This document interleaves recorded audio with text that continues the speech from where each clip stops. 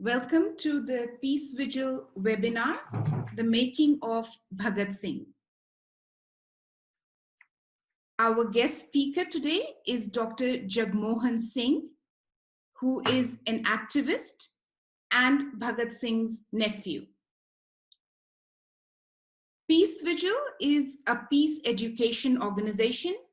We search the contemporary world and our history and culture to find out how human beings have promoted a more peaceful world, starting with their communities, of course. As we all know, for peace to survive, justice has to happen.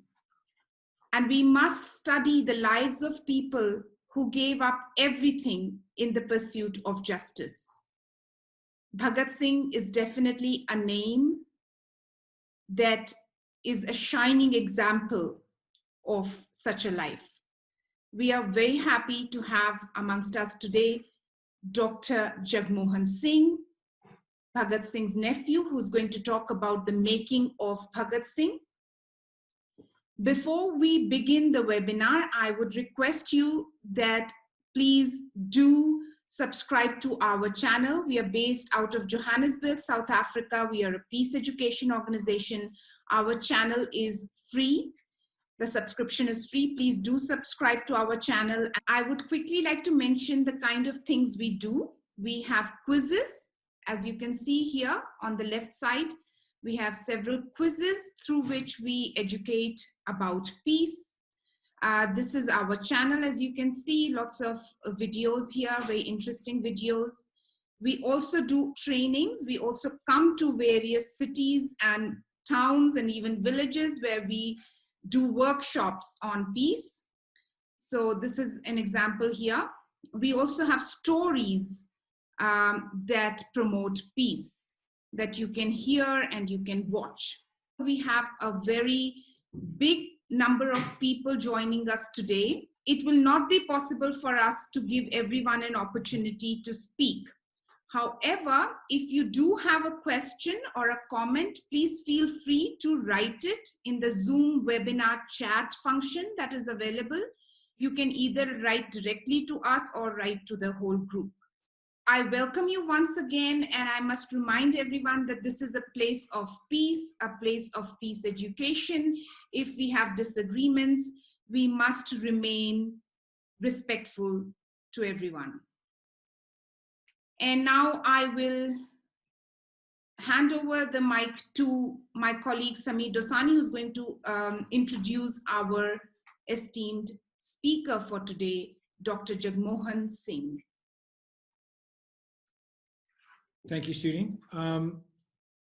We are very honored today to be joined by Professor Jagmohan Singh. Jagmohan Singh has led an amazing life, and I would not be, it just wouldn't be possible. I would need another webinar, another hour to give him a proper introduction, I think. But just a few highlights from his illustrious career. In 1945, at the ripe old age of about 14 months, he became the youngest political prisoner in British India when he joined his mother, Bibi Amar Kaur, the sister of Bhagat Singh, in prison. So his understanding of struggle, and in fact his struggle, started at a very early age. He was one of the first generation of computer scientists in his career now, much later than that time. He was one of the first generation of Indian computer scientists, having been given a scholarship to study computer technology in 1983. His work has focused on combining data analysis and technology to improve agricultural practices in Punjab and by extension all over India. In 1981, he first took a role as head of the Shahid Bhagat Singh Research Committee. Since then, he has also co-founded the Bhagat Singh Centenary Foundation. He has also edited the complete works of Bhagat Singh and his comrades, as well as the autobiography and speeches of Sardar Ajit Singh, Bhagat Singh's uncle. His work on sustainable agriculture, rural empowerment through improving panchayati systems, and continuing the legacy of his prestigious uncle continues. Please join me in welcoming Professor Jagmohan Singh. Just take a second to turn his video on. I'm thankful to the Peace Vigil you, Sameer and Sheen, for giving me this opportunity. And actually, it was a long task which you have taken out of me to try to sum up whatever I have been able to understand about Bhagat Singh's growth period, and we will share some of those things. Yeah, this is my screen. So I thank you, Peace Vigil, and particular Sameer and Sheen, as well as all the colleagues who have joined this webinar. Uh, there is a little story that how I could get myself connected with Bhagat Singh, because my mother very politely put a question into my mind, and she used to say that people inquire that whether somebody in the family knows about Bhagat Singh. So she never asked me to know, but she always said that this is the question which people raise. And that politely told me that the relationship is only made if we understand. And that is not true within family, but it is also true within the world. The more we know each other, the more we are connected and related.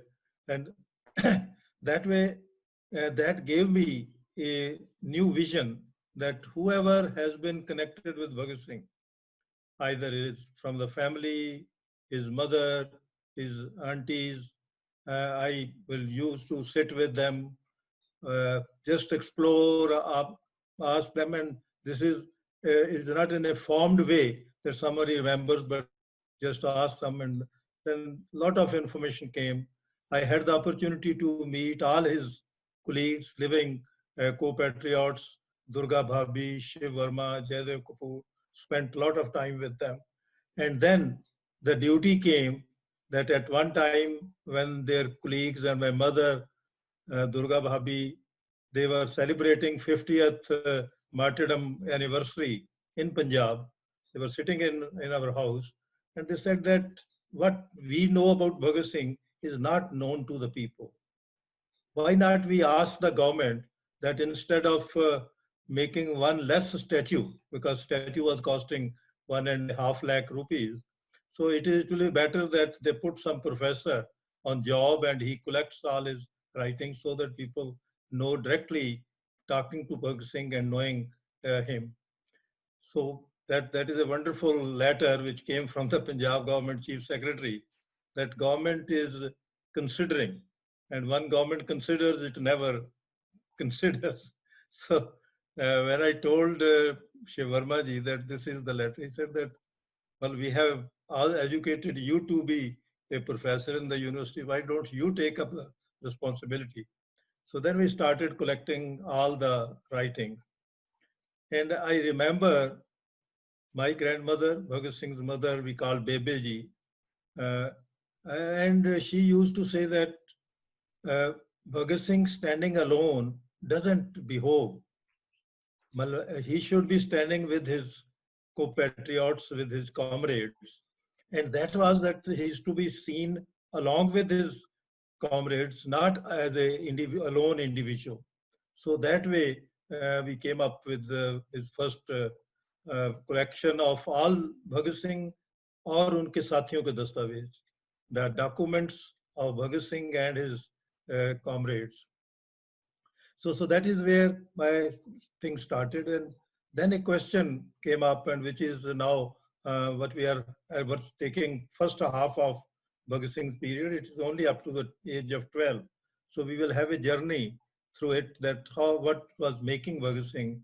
So it takes us back to this is the ancestral house. It was long back, where now it is restored. We'll come back to it. This house was built in 1858, just after 1857, by his great grandfather, and this has some values with it. And when we realized it, I requested my uncles that they should hand it over to the nation, and now it is a national monument. But why it is there? Because it reminds some of those values, and it is very interesting that Bhagat Singh's grandfather Baba Arjan Singh, will visit every summer, and this was called Desh because they were in the Bar area in Lailpur district where their land was given allotted to them and they were doing agriculture. But he will always come and tell him the stories about the family. And that is why we thought that this upper part was actually made on the insistence of Bhagat Singh, because his other uncles who were, and they were of the same age, they had a quarrel. He said that, okay, you will come and sleep in our house. And he insisted, though, we will sleep in our house, and this upper story was built.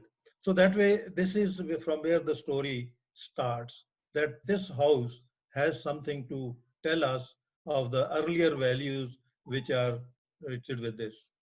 And that goes back to his great grandfather, Fateh Singh. He was one of the defender of the Punjab independence. Here I am particularly using it because the British historians have been using it as a Sikh, Anglo-Sikh war, as if Punjab was a Sikh rule.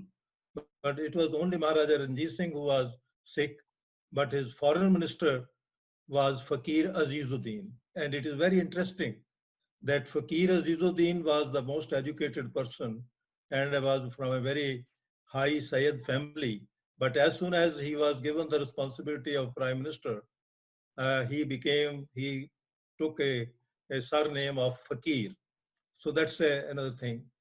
And there was the commander of this area, Ranjit Singh Majita, who along with Fateh Singh actually had attacked on the British. There were a number of battles which were there, called first wars, Anglo-Sikh wars, but they are first war between the, and it is very interesting that one of our Punjab's old historian, we can say, is Shah Muhammad, who wrote the whole story of these wars. And he says that this is a war between the Hind and Punjab.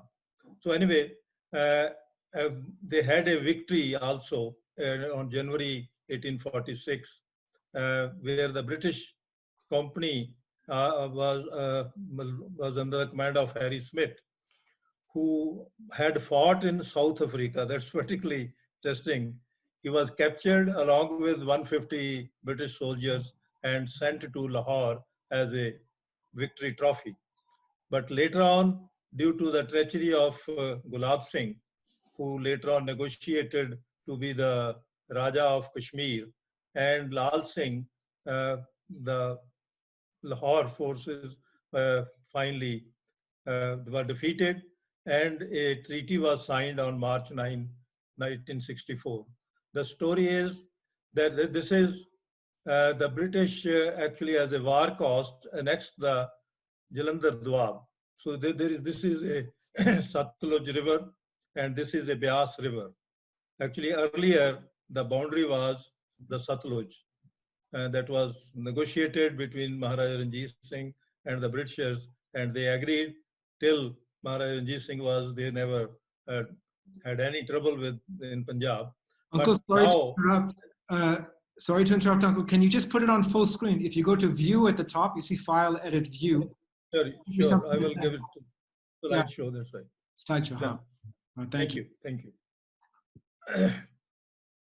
So this is the river, main river, Satluj, and this is the Beas River.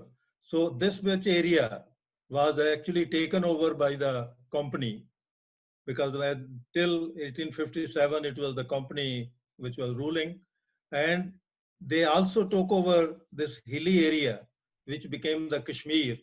This is also between Beas and Indus River. That is between Beas and this Indus River is the Kashmir, which was sold to Gulab Singh for 1 crore 50 lakh rupees. So, and this area which was taken over by the company, Bhagat Singh's village or his ancestral village falls within that. And John Lawrence became the commissioner of this Jalandhar Doab, and he was particularly very, he wanted to weaken all those fighters, and the only way was to weaken was to confiscate their lands.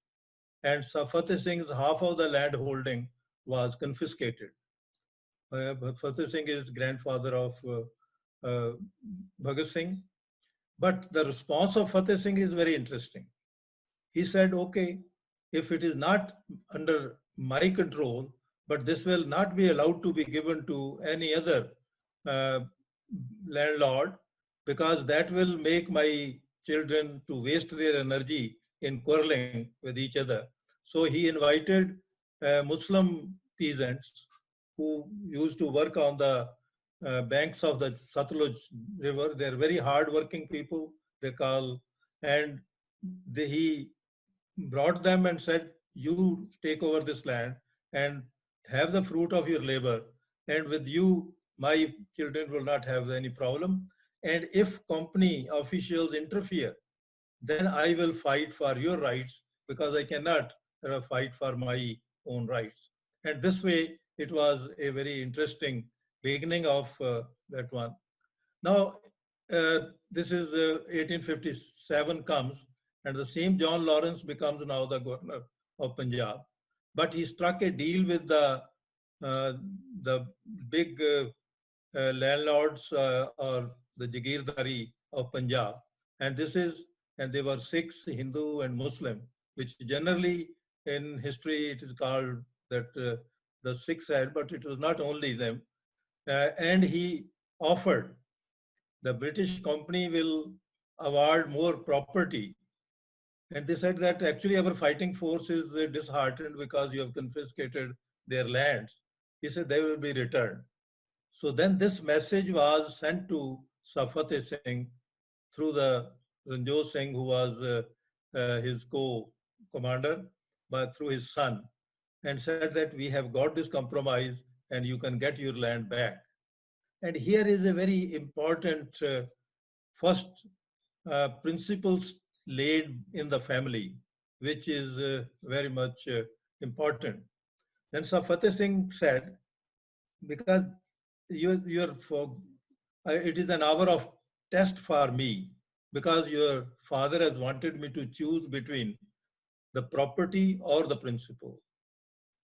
If I choose, I will choose principle over property.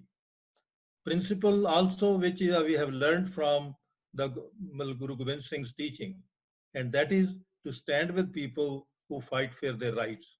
And those who are now fighting their battle in 1857, it is they are fighting for their rights. And if we cannot help them, going against them is abdicating Guru Gobind Singh's teaching. And this message was, he said, I will give to my children also. And Sir Ajit Singh in his autobiography reminds us that his grandfather, they repeated with him this so many times that stand for the principle, not the property, and his whole life was revolutionized. There is another interesting aspect of that, and which we, because when Punjab, the independence was lost, there was a feeling that why, after what were the weaknesses which actually make us fall to the British. And for that reason, uh, one Baba Ram Singh, he was a chosen soldier of Maharaja Ranjit Singh army.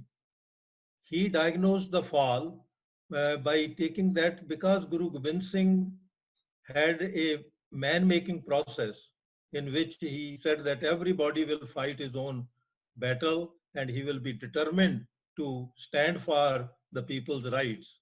And that somewhere we have forsaken that, and we are not producing that type of person who will stand for the society.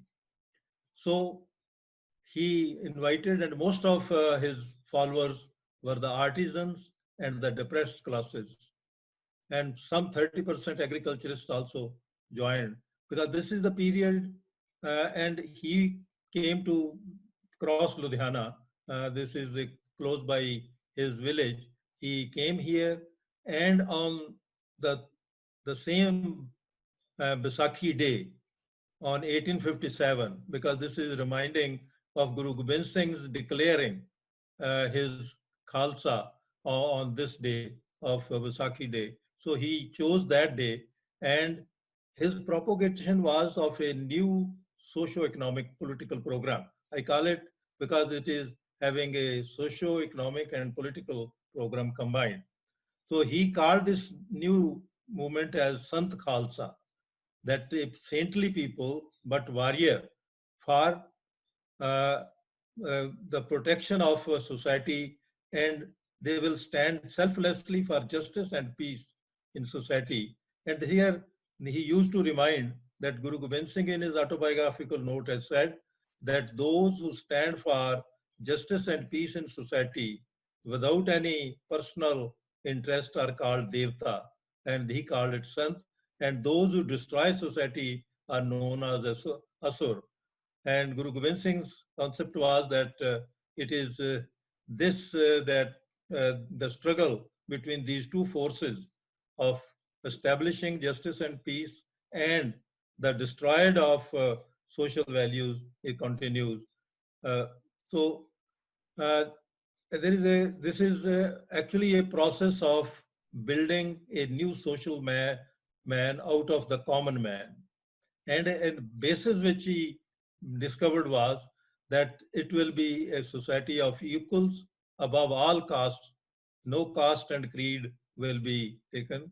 Particularly, the education of the girls was emphasized, and girl feticide was banned. They denounced the idolatry, that is, because most of that ritualism which goes on and ritualistic workshop, and he believed in simple living. And because he had already seen that how the company markets had virtually cheated the people out of their money and have put them more to poverty, and the boycott of the British company markets was another.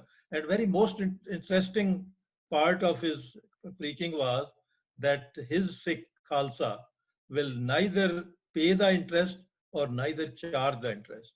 That means the money, if ever is owed to somebody, that principal will be there, but it will be used for productive purpose and no interest will be charged. And that way we find this whole is there. And this is also closer to Islamic economy. But this was the interest is which virtually makes people uh, uh, indebted, and that is the whole process of getting sucked into the system. Uh, this is his photograph, and particularly the emphasis on the woman, that they are equal, they are equally baptized. There also, he also had equally the woman in the power circuit, because he make a political arrangement of we called subas, area in charges, and there was the Delhi's area in charge was a woman. So that is giving women equal participation was one of the things. So well, there is an emphasis on personal cleanliness. So that's another interesting thing is that there is a special writing of Guru Gobind Singh called Chandi Diwar, that is a ballad of the goddess Chandi, to strengthen, and he said that to reading this means to strengthen against anti-social forces, not paying interest, as we have said, or neither accepting it, to respect and honor women included in that. And another very important thing is because these were very people don't have, so to give them a security of food, the langar system was, the common kitchen was there. And this also abdicated all kind of caste distinctions, because everybody will sit together and eat. And this was, and he had simple marriages, mass marriages, that with just 1 rupee, the marriage will be celebrated and hundreds of pairs will be have celebrating the marriage all together. So boycott the market company markets was because he said that market is the greatest exploitation tool. It is better to deal. And he restored panchayat system for practicing justice within the community. And for developing confidence in young, he taught them to use gatka, horse riding, and weapons. And because they used to very loudly sing the harmons from the Guru Granth Sahib, so they are also called kukas. But taking that, the British was keeping company was keeping a very British was keeping a very close eye on them. They also had connection with Nepal, Russia, that's now known, and uh, so taking that this is a very important trend post 1857, then just for a small skirl which took place at Malerketla, 68 of them were blown without before the cannons. And the courage of a young man who was just 14 and he was short stature, he could not reach the height of the cannon. So he made a platform and stood on it and said, I'm ready to die. Similarly, this young boy, the Cowan was the DC British DV at that time, and he used to keep a beard. So his wife was there. He said that this 12 years old boy, why don't you spare him? He called him. He said that you just say that you will not follow Guru Ram Singh. So he caught hold of his beard, and it can only be released by cutting his hand. He was martyred. So that type of spirit in 15 years, from 57 to 78, 1.5 lakh people who were ready to stand for the society and against the injustice were prepared. So that is which is there. And it is interesting that Bhagat Singh's grandfathers had joined because the elder one's grandfather Surjan Singh was member of Sant Khalsa because Arjan Singh later actually followed them. And this is that Bhagat Singh took a special interest because he has a close contact also understanding about them. He wrote 3 articles on this movement. And he said, you have to distinguish between that this movement is a Yug Paltao movement, that is an era making movement. It is not just for the taking over of the government. Raj Paltao versus Yug Paltao.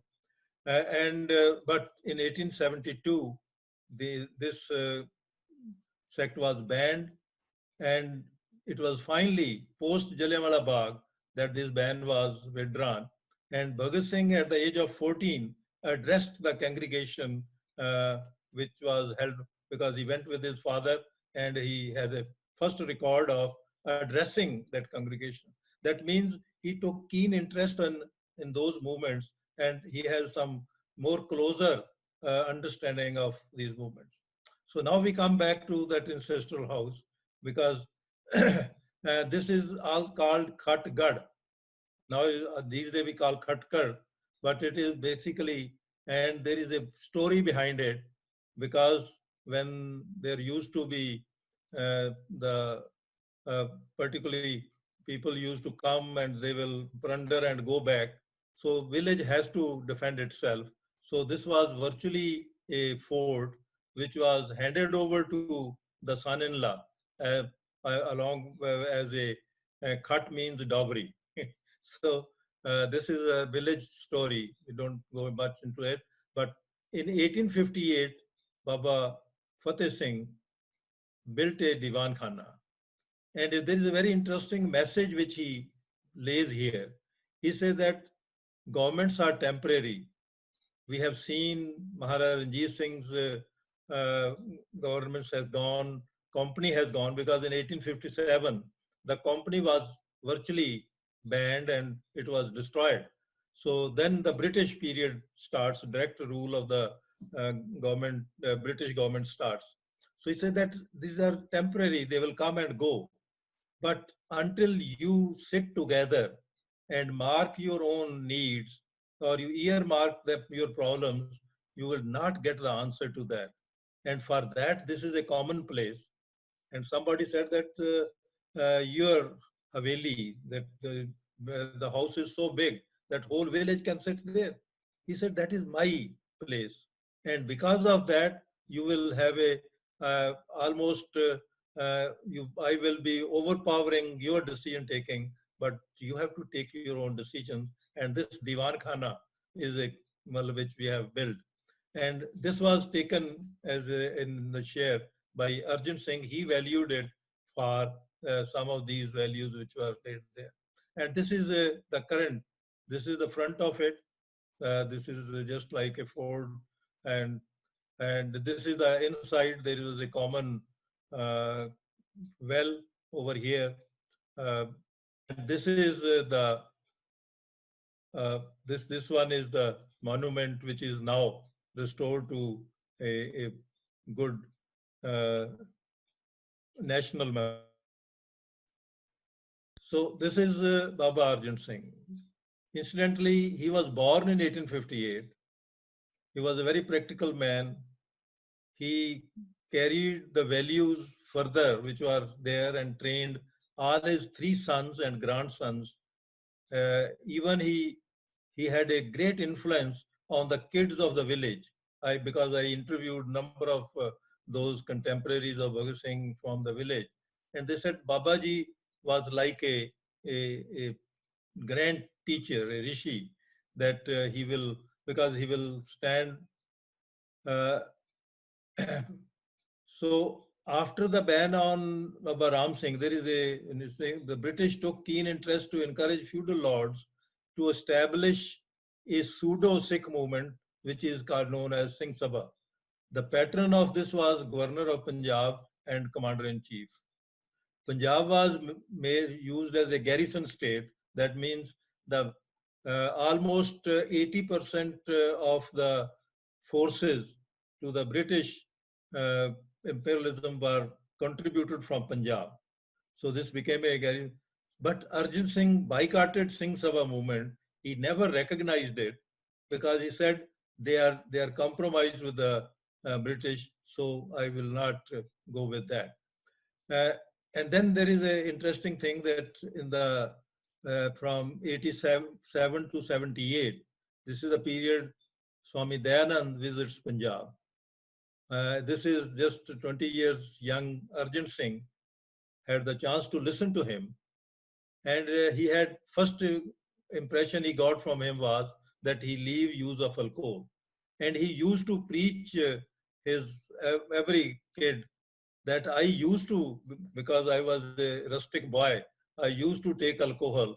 But after that, I understood that alcohol is not good uh, for one, and so I left it.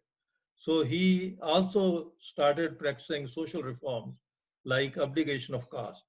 And I used to say that we, well, even in our age, we were never conscious that who the lady is, what she belongs to, because everybody had an equal. So it was a very strong equality of human beings which was followed. So no caste system was followed. He was very particular in helping people in distress, irrespective of their religion and caste. He supported education, particularly of girls.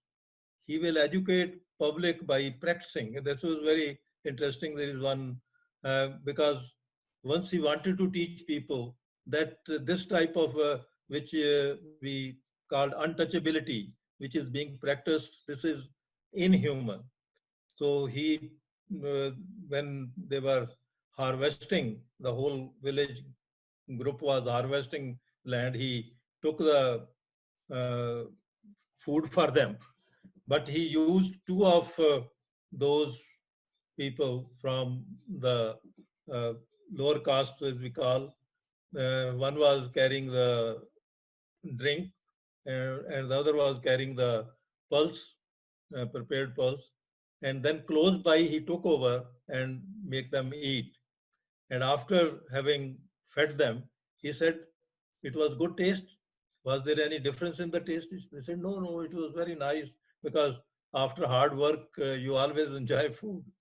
Then he said that this lassi or this uh, thing which you are drinking was brought by such and such person, and this pulse which you are eating, this was carried by some and some person. So it doesn't make any difference. So that was his practical place over there. So, but with all this social practices which move towards better social equality was there, but there was no orthodoxy. He himself has learned Persian, Arabic, Urdu, and Gurmukhi he knew. And he taught his sons, and Sajid Singh particularly writes that even at the age of when he was in the middle school, he was taught by their father the Persian and Arabic. And one of the most popular thing they said we have already read when we were just in 8th was Sheikh Saidi's Gulistan. He was taught at the home. And this is very interesting that at one time you are reading Guru Granth Sahib also, you are following some new thoughts on Vedic thought also, but you're still impressed by Sheikh Saidi's Gulistan. Because he learned Arabic because he himself used to read Quran. So he has in library, he had all those books, religious books, Quran, Guru Granth Sahib, and he used to be very particular that there is no misinterpretation of these things. And he will challenge the person that if they will, because we take liberty in addressing, so he will challenge them. He also learnt Unani so that he could help the poor free for their health problems. And there was a very interesting thing which I think impressed Bhagat Singh much more, because he was such a lovely person.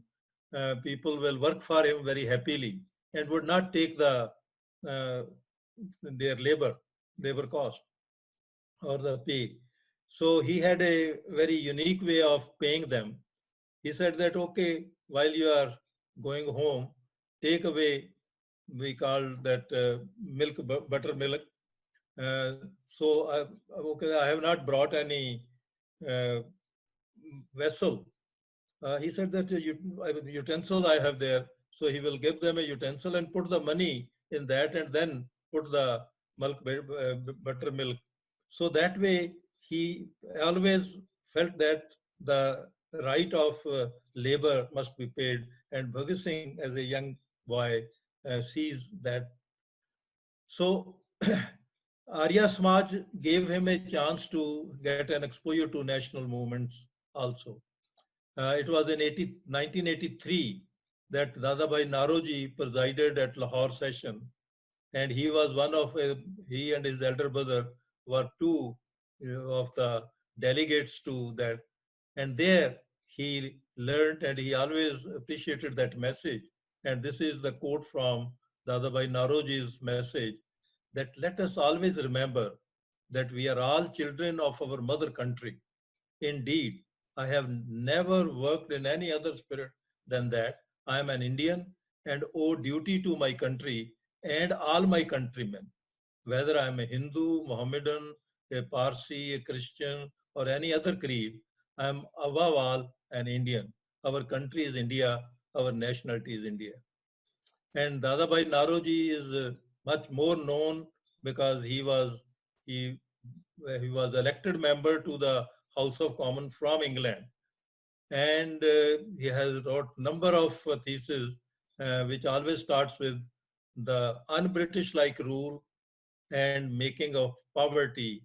So he emphasized that poverty and famines, which are caused in British because of rule, because in 1858, Queen Victoria has declared that he will give all those rights of citizens which are available to in British, they will be available to Indians also. But this was the point, and that gave them another. So this is the grandfather, another view, and the grandmother of Bhagat Singh Jakor. And she was also particularly trained in helping in orthopedical support, and she was as though very lean but very strong. And once at one time, she caught hold of a thief. Usually the thieves used to have only the tie at the loin tie, and they will use, and she caught the hold of him, and she didn't allow to move. So that's just one type of story, what type of woman she was. And uh, Sergeant Singh was born in 58, as I said, and he died on 31st May 1932. Mata Jaikor was born in 61 and died in May 1940. And the three sons were Kishan Singh, Bhagat Singh's father. He was born in 78 and his death was 30th May 1951. This today, basically, we are also celebrating his death anniversary. And Sajid Singh was born on 23rd February 1881. And, and this is interesting that he died on the day the British left India on 15th August 1947, early morning at Dalhousie. And after 40 years in the roaming in the world for the struggle. And the younger one was Swarn Singh. He was born in 84 and he died on 20th July 1910 because he was imprisoned and tortured in the prison, which he died. We will have come back to this story again.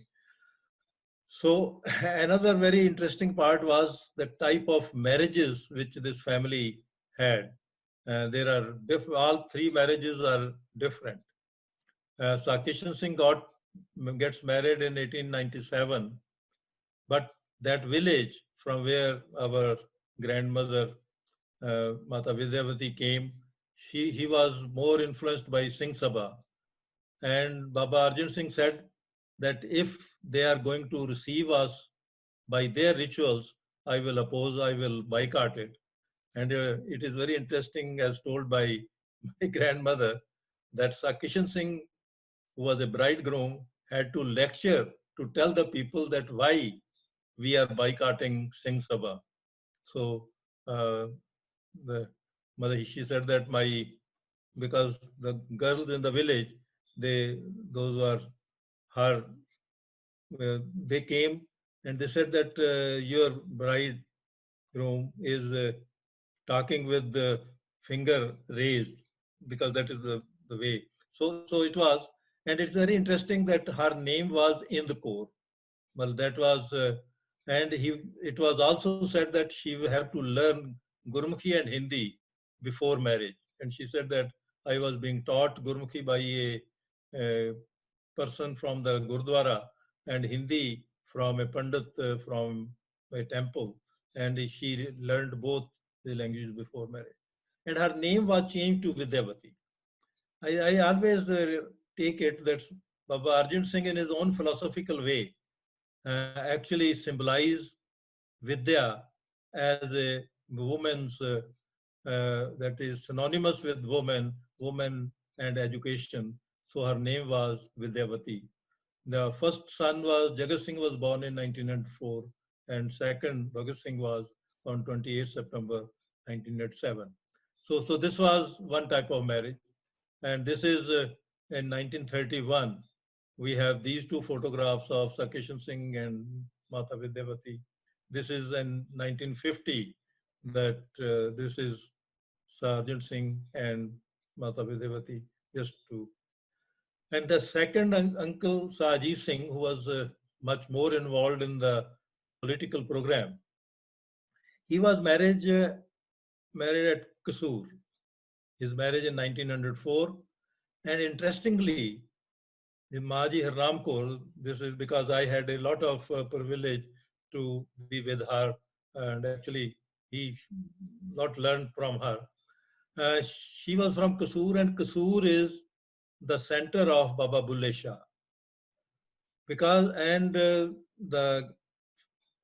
She was adopted by Baba Lala Dhanpat Rai. Lala Dhanpat Rai was a very top liar of Kasur. And Sajid Singh used to consult him. He was one anti-English person also. So she said Sajid Singh came to consult Babaji, Baba Dhanpat Rai. And I had actually, my hair was also there because I have famine stricken. And I just went there to take his permission that we want to go to the Urs of Baba Bulle Shah and listen to his kafi.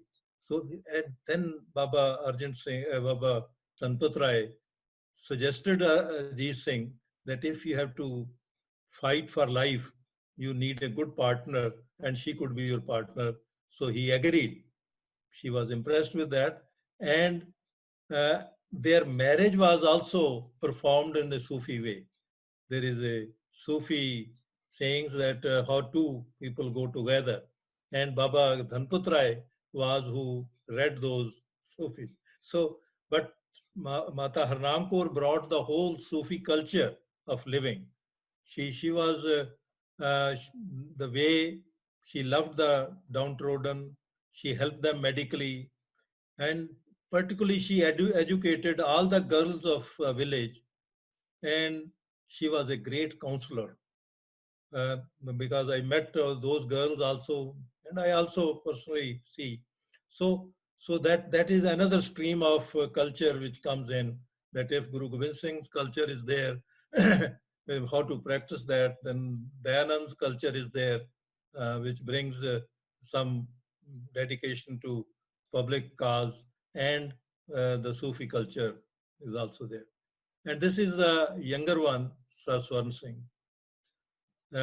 Bibi Hukam Kaur actually was proposed to be married to Sajid Singh, who Sajid Singh ran away on the day of marriage because he had visited her house as a fakir to know that what type of nature she has. She was a very tough Punjabi Jatti, as we call it. So finally, he said that she will not be able to uh, help me or so. So he ran away, and Swarn Singh, younger one, was forcefully taken and the marriage was celebrated. So it was 1907 also became the 50th anniversary of 1857, First War of Independence. And a British author's book was published, and Swarn Singh was in charge of publication of the Bharat Mata Society. We'll talk about little later also.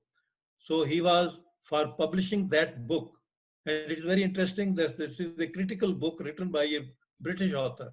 They have just translated it to Urdu, and he wrote a one paragraph preface to it. But for that, he was sentenced to 18 months hard sentence. Due to torture in jail, he got martyred in July 1910.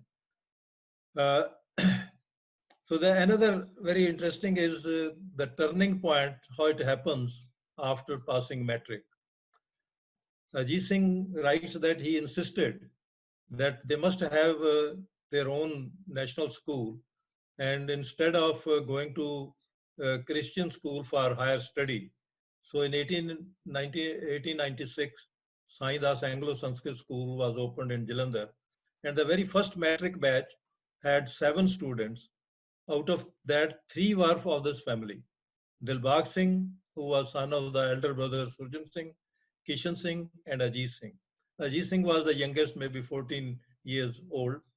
Now it's very interesting that as they passed the metric, Dilbag Singh got the job of a in the revenue department, which stick down, and finally the whole family became the British supporter because it's the job which finally made him. Sakishan Singh also got the job in the police, but very first day he realized that he cannot do any justice. There is no way to uh, provide justice to the people. So he will be partner to injustice. So he resigned within a month and came back. So I used to say that it was this point that Kishan Singh's decision of not going for British, and he virtually sacrificed all those things which could be got as a for the job. So he resigned, and Sir Ajit Singh have already chosen to go for study of law because there was only school at Bareilly. But that is interesting that this is called Rohilkhand.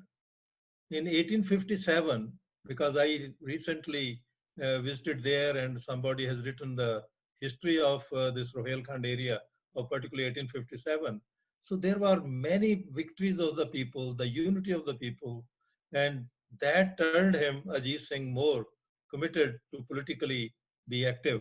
And he said that I proposed my elder brother Kishan Singh that why don't we set up a training center at the border of the Nepal so that we have the trained people for the defense of uh, people and for the justice.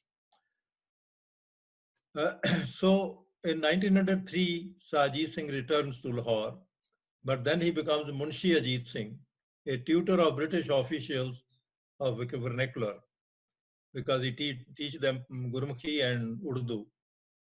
But he used to say, I chose this profession because this is the best way to know the mindset of your disciples, or because he wanted to know the mindset of the British officials. So this is the time when he set up Anjumane Mohabane Watan, the lovers of country. The Anjuman means a society of lovers of, and also Bharat Mata Book Society. He was joined by Sufi Amba Prasad, and I think this is a one personality about which Bhagat Singh writes later also. He was a revolutionary journalist. In 1896, he was imprisoned for 7 years for his writings. He was and still in Moradabad, his Shapa Khana, his press is there, and that's very interesting. So he joined with Kishan Singh and Swarn Singh with him, along with the revolutionary poet Lal Chand Falak and Ishwari Prasad. So Swan Singh being in charge, and this is very interesting. The type of books they wrote was in translated books in Urdu, were the very interesting heading and attractive title. Like one of the book was called Bandar Band. The divide and rule was how it is, and it is an interesting book. But how so this is Anjumane Mohabane Watan, Bhatwata Book Society. This is one of their group photo, rare photo, which I got. This is Ishwari Prasad, Sufi Amba Prasad. And I may just remind that at the same time, Tilk was also imprisoned for his publication when Sufi Amba Prasad was then. And but as soon as he got out of jail, he came and started working with Sajit Singh. This is Ajit Singh, this is Lal Chand Falk, and this is Amar Chand Prashar. So this was a young group. They made it called Tilk Ashram because Tilk was imprisoned at that time. So this is also the time when the family had shifted because 1890 to 1900 is the most worst area of famines. British decided that instead of helping people, it would be better to invest in irrigation and get the cotton as a commercial product for the need of their British industry. So in 1902, they invited farming community to come and they were allotted 25 acres. And this is where they shift to the birthplace of Bhagat Singh called 105 GB and the village Banga called Jadawala Seal. This is now in Pakistan. So, and because in 1907 there was a kind of 50 years of 1857, and they also were actually imposing new laws on farmers, having more taxing on them. So then this movement of Pagdi Sambhal Jatta came. It was no appeals, but organized a boycott of rent. So this is the early farmers movement, and this is the only movement which was successful. because Lajpat Rai and Ajit Singh was arrested. Kishan Singh has to escape to Nepal because he wanted to arrange some. And on 11th November, they were released because the commander-in-chief warned that if these laws are not withdrawn, then the army will be revolting. So this was first real victory of a peaceful mass movement of the farmers. And that way, Lala Lajpat Rai actually honored Sajid Singh also. So this is that village in Pakistan. This is some of the things they have still retained there as of Bhagat Singh family. This is the birthplace of, and now actually Pakistan government has spent nearly 10 crore rupees to rebuild it into a, a gallery of photos of those all martyrs and the freedom movement. And they have a mela every year. So Sajid Singh came from, their father came from the Kashmir and uncle Swarn Singh was on bail. So grandmother had named him Pagawala, so a lucky boy. So such an expectation, I think that expectation makes a pressure on the kid to be conscious about that. So in 1909, Sajid Singh leaves, but he uh, and similarly, that period, this is very important, that when he was came from Mandalay, then there was an instruction that they will not attend any public meeting. But they started publishing books. The Chief Secretary Punjab writes that Ajit Singh, along with his gang of Sufi Amba Prasad and Lal Chand Falk, has become more dangerous as they pick up books of British writers, translate them in Urdu, and sell them at cheap rates to public. The books lying in the library doesn't threat us, but once they are in the hands of the public, it becomes explosive. Kishan Singh was sentenced to 18 months for selling those books. Lal Chand Falk was sentenced, and Swarn Singh was sentenced for this one. So Sajid Singh and Sufi Amba Prasad, along with a few more of his colleagues, they leave. They have, because they knew that there are about 25 more cases being organized against them to put them into jail for a long period. They escaped. They went to Shiraz. Shiraz is uh, uh, the Sheikh Saidi's place. Sajid Singh, Sufi Amba Prasad, Ziaul Haq, Rishikesh Latha, and Sufi Amba Prasad stays over there.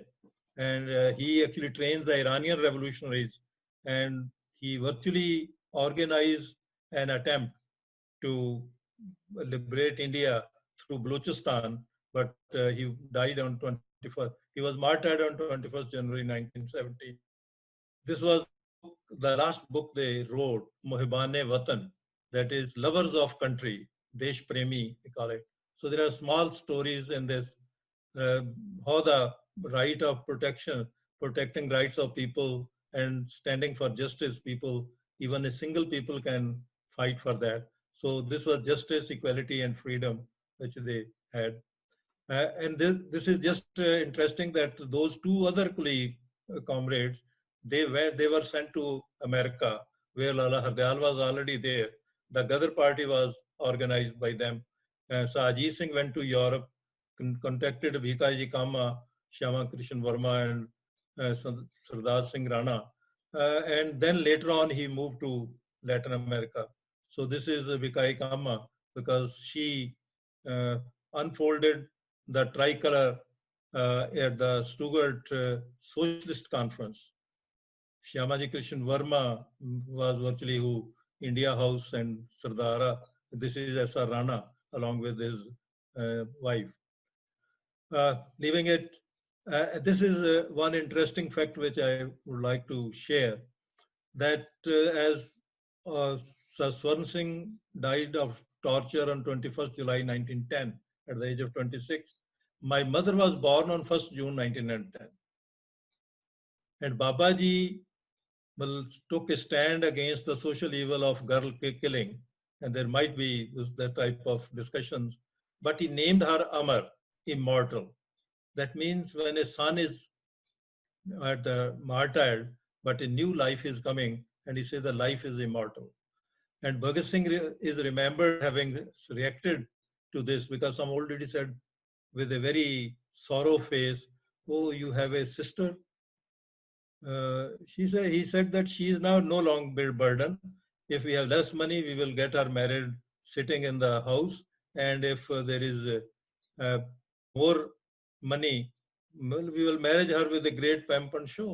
So what is the worry about that? So that's the so well, he was a keen listener, and that's one of the thing because one of the story which is being told is that he was a lover of arms, and he was in the field. He was showing and telling that he is.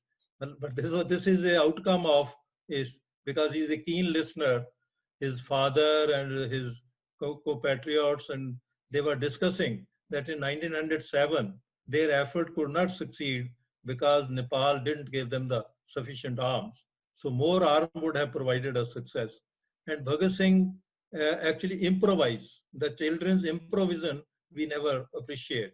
So he improvises that if seeding one sugar cane can produce more, why not sow arms and have multiples of those? So this is a child's improvisation, and it is faked as that he was born with the love of arms, which is not true. Similarly, improvisation is because he has listened the stories of torture. He actually, my mother has two marks of memory, particularly with him. One was that he was reading with the Lalten, with an old, uh, and it has a glass. So she was curiosity, she had the curiosity to see what he is reading. So he touched her chest, it burnt it.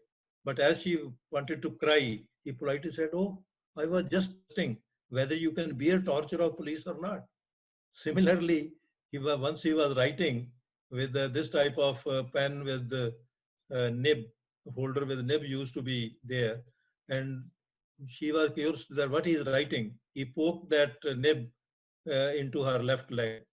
Again, when she wanted to cry, he politely said and lovingly again said, "I was testing how strong you are to bear torture, but you are really brave." So that type of improvisations are part of his keen interest and that one.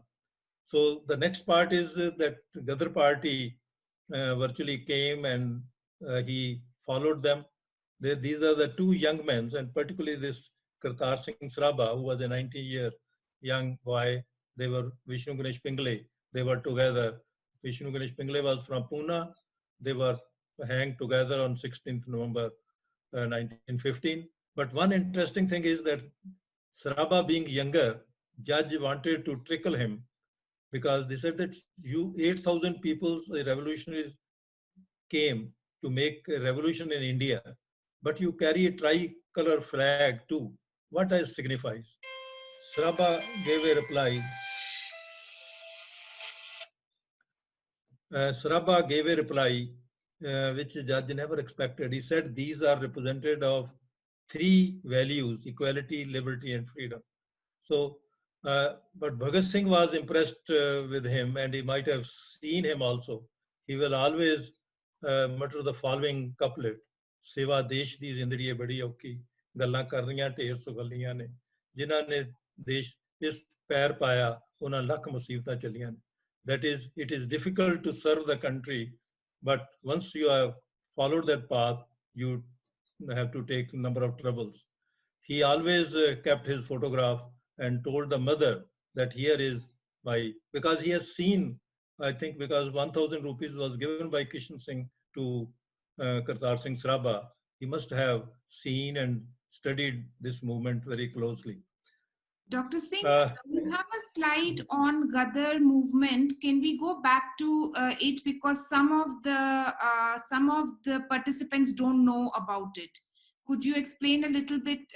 You have a slide about the Gadar. This is the one before this. The Gadar Party was formed in 1913 in USA by Indian migrants, yes, and students and patriots who were exiled. It was a response to the aftermath of 1857 war, because they said that that is where the name Great Ghadar. Ghadar was taken from because British said that this is a crime to mutiny. They said mutiny is our right and Ghadar is our right. So it was 5 to 6 decades following 1857 war that social relations were also part in it. This is Eric Stroke. He writes that decisively modified by economic action. The Ghadar movement was a response to those changes.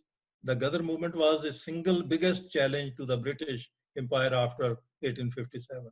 But it was very secular, no casteism, emphasized educating its members, and it was internationalist to the level that they directed that their member, in whichever country they are, they will fight with equal zeal. Parties have helped them in fighting their relation, because it is not the country which is ruling, it is an imperial order which is we are fighting against.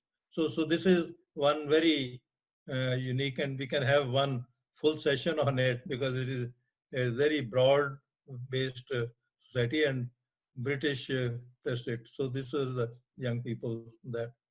So uh, so this is the relationship which Bhagat Singh carries from Ghadar party, and he writes later also part of that. So love was so much that once a snake had a bite of Mata Vidyavati, and one young boy, Ladaram, I met him later, he sucked the poison by his mouth. And Bhagat Singh was also understood that how these calamities, famine, disease, earthquakes during the British uh, fail to help the sufferers, and they are there. So another very important is the love of the workers. In the village, whenever he is coming back from the school, he will sit with the cobbler and try to discuss with him his life, his problems. He will sit with the potter and take interest in his life. He will be friendly with the agricultural labor. And there are many episodes of this which can be talked about. And he was thinking why these hard working people are poor. That is a kind of, and he will try to find that. So 16 to 19 is a Indian home rule period. Bal Gangadhar Tilak was returned from exile, and Annie Besant was already working there. The biggest achievement of that was the Hindu-Muslim unity, which was forged in Lucknow. But post First World War period, there was economic stress. Prices of foods have rocketed high. Punjab enthusiastically takes up this problem of Hindu-Muslim unity. Uh, this is Tilak and Annie Besant. Uh, but Annie Besant was arrested. There were restrictions on the Tilak. But in the meantime, the Secretary of State Montagu, he declared, uh, they just make a statement that progressive realization of responsible government be there, and with that weakened this home rule movement. But after summary trials and hangings, hundreds of these Gadarites were imprisoned and hanged, and a new draconian law, Rowlatt Act, was introduced. And the Rowlatt Act was uh, this is the period when Gandhi fills up this political vacuum, because Tilak is being pushed out, Annie Besant is pushed out, but a hartal against this black law is with a Hindu-Muslim unity is made. And this law was called Na Appeal, Na Dalil, Na Vakil, that there is no appeal, no argument, no pleader. So Gandhi was not allowed to visit Amritsar, and this was a Hindu-Muslim unity was ensured. So another part was that because people were in distress, they started a common kitchen, the common langar in every area of Lahore and Amritsar. These were the two big cities, and then the caste segregations was over. And one of the most important thing which happened was that 9th April 1919 was a Ram Navami Day. So a Hindu festival which is celebrated it was unitedly celebrated by Muslims and Hindus. And the procession in Amritsar was led by a medical doctor, Dr. Bashir. And this unity was which actually created the following Jallianwala Bagh episode.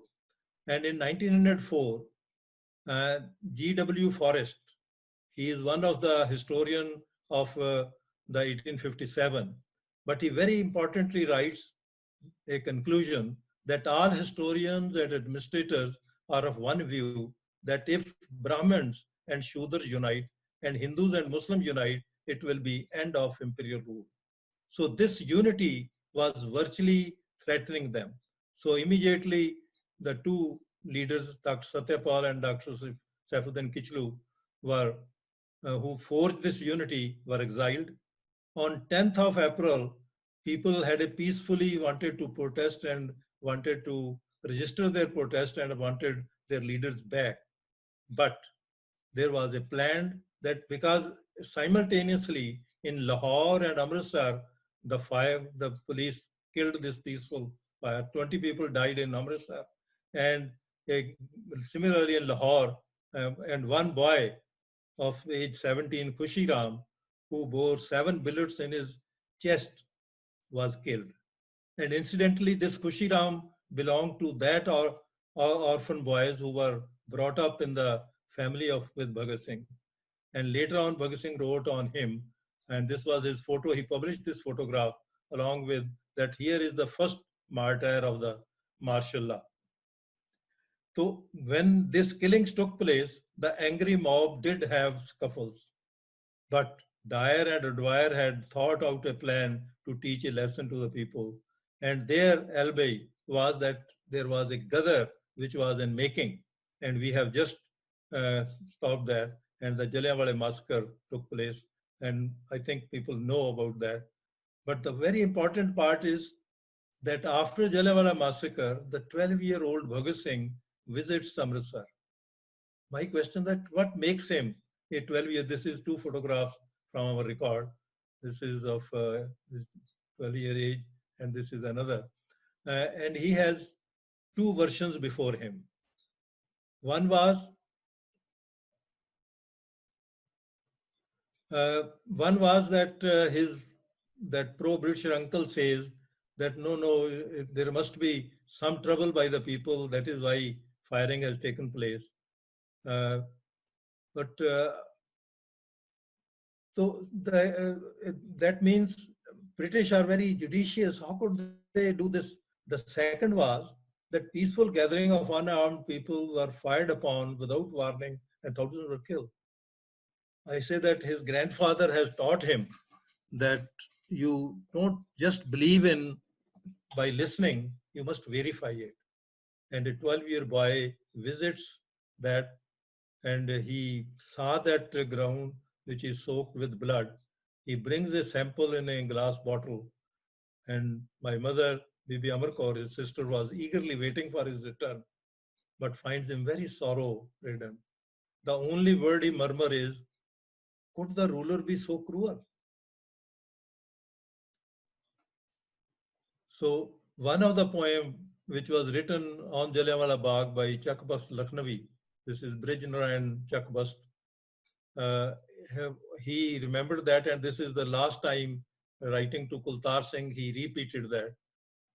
उन्हें ये फिक्र है हरदम कि नया तर्ज़े जफा क्या है, हमें ये शौक है कि देखें सितम की इंतहा क्या है. They are worried to find new ways of torturing us, but we have a pleasure to see what is the end of such torture. गुनाहगारों में शामिल हैं, गुनाहों से नहीं वाकिफ, सजा को जानते हैं हम, खुदा जाने खता क्या है.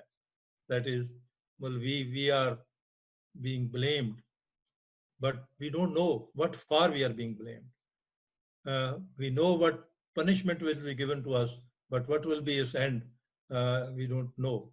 So young boy who grew up to be a revolutionary will be explored in our next episode. So Jai Hind, Inqilab Zindabad, Samrajwad Murdabad, the slogan which Bhagat Singh gave. Thank you for this. Thank you so much, Dr. Singh. Thank you so much, Dr. Singh. It was really something that I think most of us can learn from, whether we are working in our communities or in our nations or internationally. And also for people who are just interested in the history of movements against injustice. As Dr. Singh said, we will be doing a follow-up, which is on June 13th, Saturday, where we will be looking at Bhagat Singh's life post the Jallianwala Bagh massacre. Dr. Singh, we have a number of questions, and I'm sorry if we are unable to take everybody's name here. We are just looking at the questions. There's so many. We want to get on with it. So one question, Dr. Singh, is what are the views of Bhagat Singh on RSS? Yes, please. That will be coming next time also. But he was very clear that Arya Samaj had social agenda at one time when it was working for the people, when it says that your salvation lies with the salvation of the people, get connected, help them, educate them. But he is very critical of their communal views. There are quotes which we can give also, because he condemns that communal aspect of that. And it is interesting that when Sajid Singh was arrested, the both delegations of Arya Samaj as well as of Sikh, they went to the Viceroy to tell them that Ajit Singh doesn't belong to either of us. So Bhagat Singh was very clear about those ideas. And even as I've told you that even family was not that orthodox to it, because of that vacuum which was there, they adopted it, but they continued rejecting. And there is a very interesting article by Bhagat Singh, the Naye Zamane ke Naye Neta. And half of that article is on Vaswani, Sadhu Vaswani. He said that young people are very much excited by him also. A lot of people, young people are with him. But his idea ends with one word, that the knowledge is only in Vedas. After that, there is no growth. He said that is the most crucial thing, that they don't take up the rest of the development which is there. So I think that will explain it. Dr. Singh, another question is, what was Bhagat Singh's thoughts? What were Bhagat Singh's thoughts on caste in the Indian society? And I know that you have already handled the history of Bhagat Singh's family, which was anti-caste, and Sikhism also plays a big role in it, which is anti-caste. But has Bhagat Singh himself written or said anything against caste? No, he was very clear. There is one very important article which is the question of untouchability, Ashut ka Swal. And he says that you have to understand that you are the force. And this casteism is only imposed by the interested people, and you have to liberate yourself. And in our family, this was, as I said, that it was practiced, not only talked about. And Bhagat Singh never had any kind, if ever. And he says that you have to, you are the force, fighting force of Shivaji. You are the fighting force of Guru Gobind Singh. Why don't you have the courage regenerated in yourself to fight for your own rights? And socially, well, he was, or actually at times, he will tease Chandrasekhar Azad ji also, because he was little orthodox, and once they were eating, and he just picked up his jaggery and eaten it. He said that he threw it, and he ran it, took it, washed it, and he said, now it is good. So I think that is his thing. Ji. Dr. Singh, another question is a historical confusion somebody has. They are asking, was Ajit Singh deported along with Lala Lajpat Rai? Ji. Yes. Okay. So the answer is yes. That was in 1907. Actually, they thought that Lala Lajpat Rai, being the recognized national leader, he is organizing, but basically it was being organized by Sajid Singh and his comrades. So that both of them were actually arrested, and it was also taken that before 10th May, because 1857 may not come. So they have to be arrested before 10th of that. I But see. later on, when they found that they have so much support in the army because of their work in the peasantry and their peasant rights, so those rights were restored. And this is the only movement in the whole of Indian struggle of peasantry when the British withdrew. But then there are two routes. Lalaji takes another, and that we can talk sometime. But both of them were there, and both of them came back. But Sajid Singh started publication and other things. Lalaji started, actually, he had some cases that he is a supporter of British. Those who have said that I'm not supporting it, he actually had some cases also started on that. Ji. The next question, Dr. Singh, is how did in such a small age Bhagat Singh became atheist, because atheism was not common on those days? I'm just reading what people are asking. Yeah, yes, I understand. We forget that Bradley, in whose memory there is a Bradley Hall, Charles Bradley and Annie Besant were, well, Charles Bradley was specifically atheist. So atheism was there, and Bhagat Singh's was a rationality, which he says that if youth has to take the program, if you read the whole of his article, there is two very important sentences in it. The realism became my cult. And he said that until we have the rationality in our thought, we will not be able to take up the challenge of the future.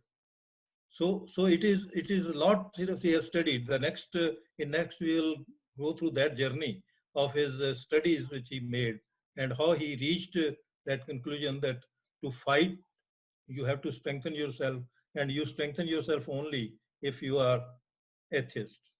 So that's but one of another important thing is that there is another article that when in this is his personal ethics, that I'm atheist, he says. There is another that when you deal with the religion question in the society, then he quotes in another article, he quotes Leo Tolstoy.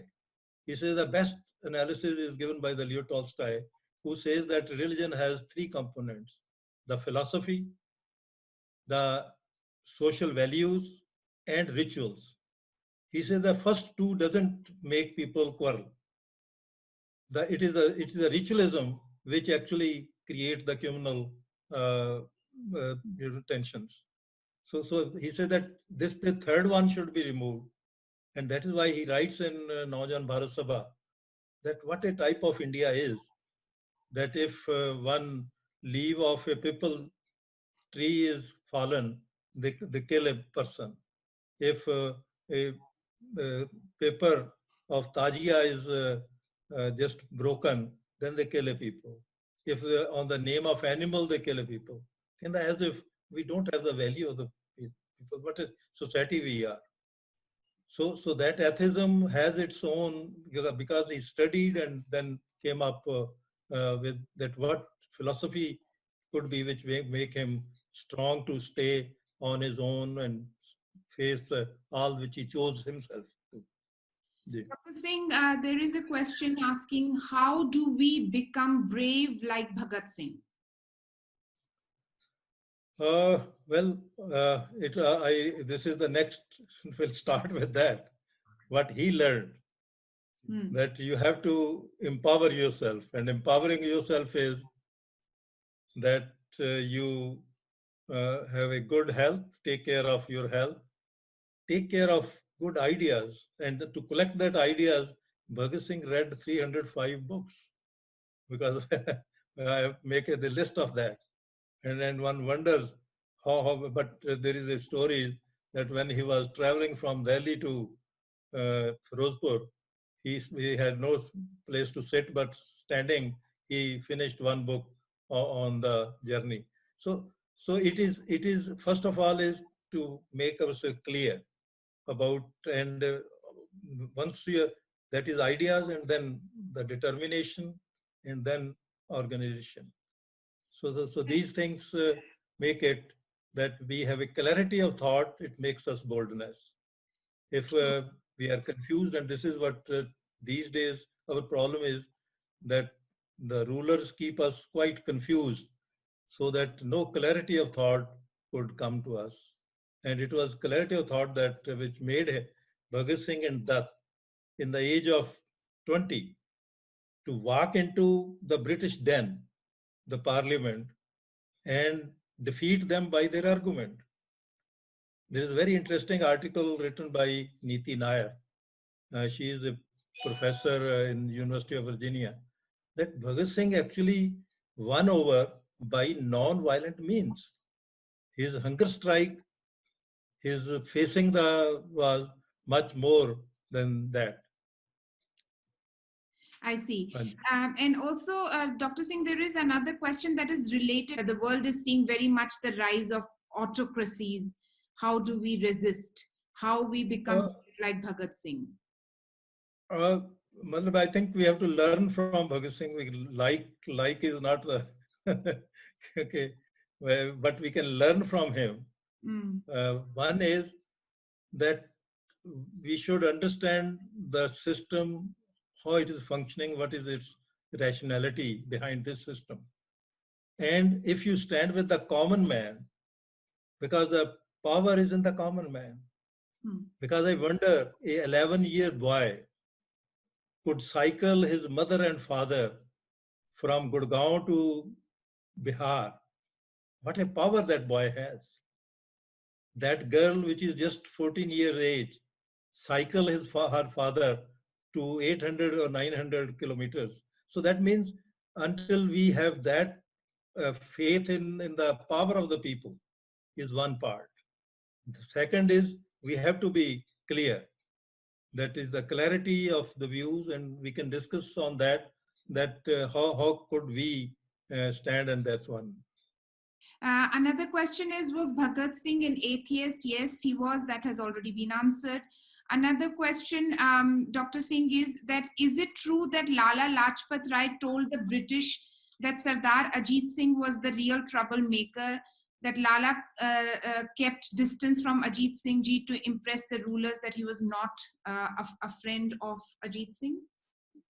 That's surely that is, he never talked to Ajit Singh. He always thought that he has created trouble for him.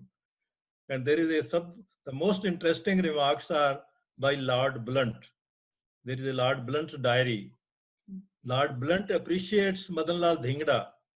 He said that these imperialists have immortalized my birthday, because his birthday, 17 August, was the martyrdom day of Dhingra.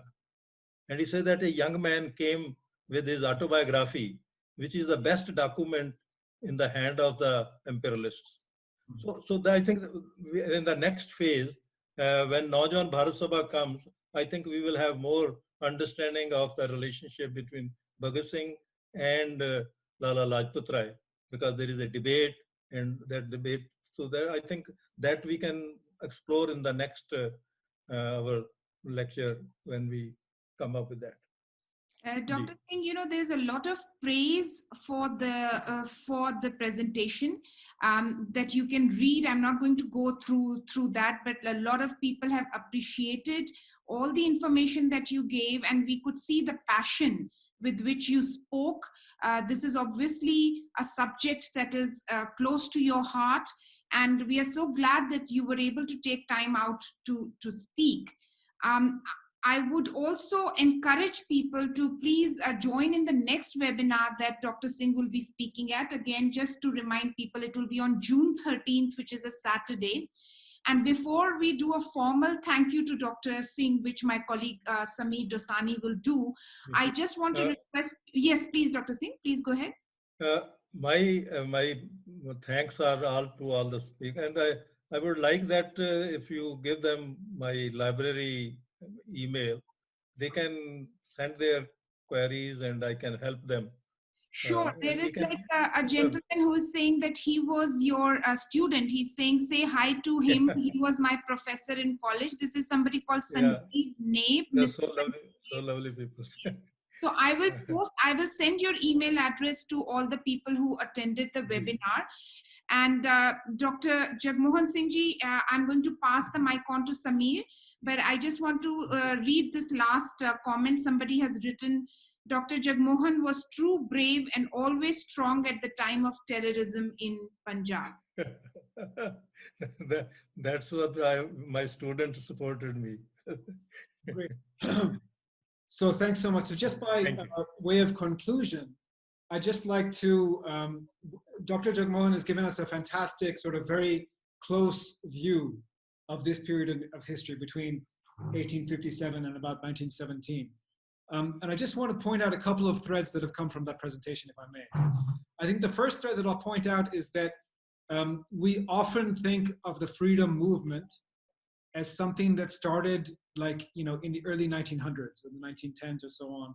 And there are things like Gandhi's move from South Africa to India, which some people in some narratives become a very important sort of origin point of the struggle. I'd just like to point out that here we have another origin point, which is 1857 itself. And of course, there are precursors to that, which we didn't get into.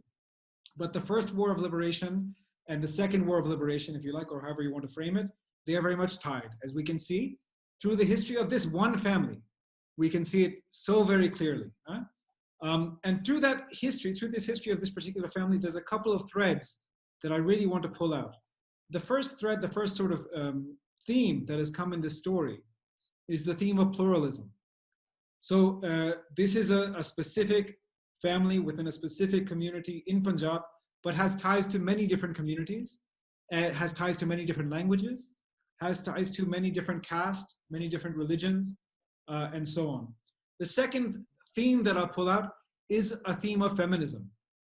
Dr. Jagmohan's own mother was in prison. She wasn't in prison because of her relations, because she was Bhagat Singh's sister. She was in prison because she herself was active. She was giving talks on the front lines, and her own mother, as we've learned, was also part of this tradition, as were many women within this family history. So the second theme that I'll pull out is a theme of feminism in the context of liberation movements. And the third theme, of course, I'll pull out is socialism. But socialism, not in the sense of, everyone has read their Marx and whoever your favorite socialist thinkers might be. Not in that sense per se, but socialism in sort of the real pure sense. Socialism, the social in socialism, we are serving society, right? So this idea that even listening to certain kinds of religious reformers who are telling you to go and serve the community, when you're serving people, you're serving the cause of freedom.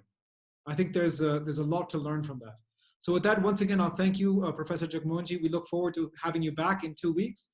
Please, everyone, we'll be circulating the registration link for that one in a couple of weeks. And I will thank you again. Thanks to everyone who attended. And we'll be posting this on YouTube in the next couple of weeks. As Shirin says, please do check us out on YouTube and on Facebook. Thank you for the peace vision. Vigilant, you made us see differently the things which are around us. And thank you very much for all the support and the love the listeners have given. Fantastic. Thank you so much, Dr. Singh. It's a real honor to have you. And I think the next time we will learn even more. We said known Dad 48 years. This has been one of the best. Always wanted to know more from Dad. Looking forward to next webinars. That is from Tajinder Ravi. They're my son. That's my son. Fantastic. Okay. Thank you so much. Thank you so much, everyone. Dr. Singh. And thank you so much, everyone, for attending.